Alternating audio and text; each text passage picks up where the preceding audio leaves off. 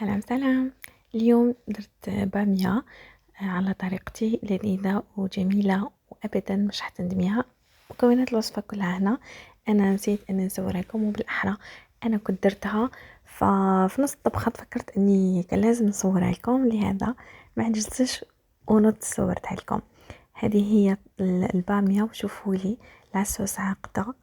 البامية طيبة واللحم ولذة وطيابة في هذه الأكلة، مش راح تندموا عليها صدقوني.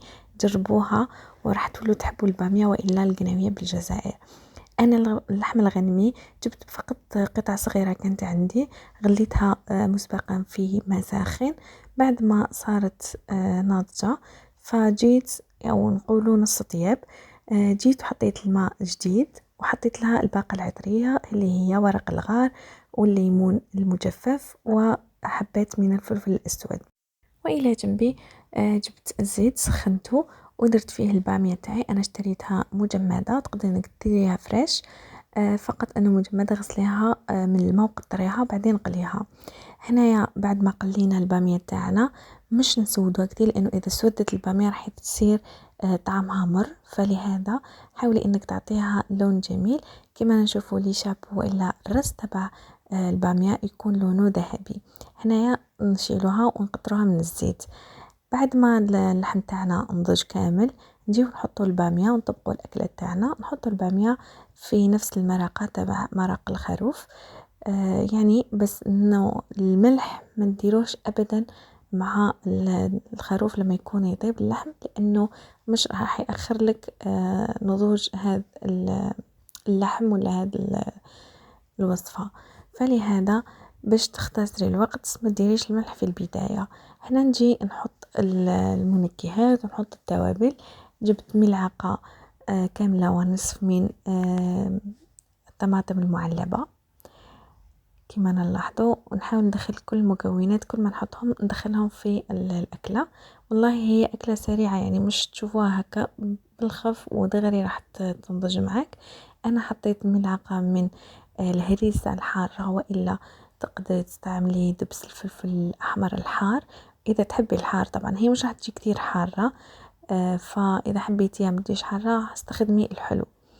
ضفت هنايا مكعب من مرق الخروف باش يعزز لي نكهة اللحم. طب إذا ما حبيتيش إنه لحم الخروف يكون كتير واضح، تقدري تستغني عليها. هنايا نضيفوا التوابل.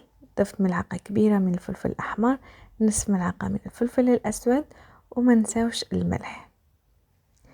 وعلى حقه إذا كان اللحم تاعك ما فيهش كتير زيت تقدري تضيفي القليل من الزيت فقط، يعني إذا ما كانت المرقة ميدمة، وأصلا هي ما تجيش مرقة البامية ميدمة كتير.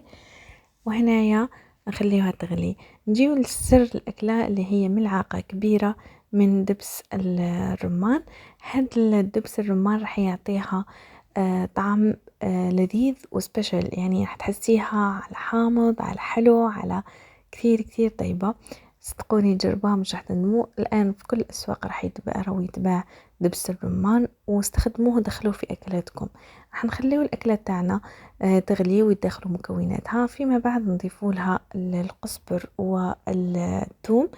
بعد ما نضيفوهم نخليوهم فقط حوالي 10 دقائق ونطفيو النار.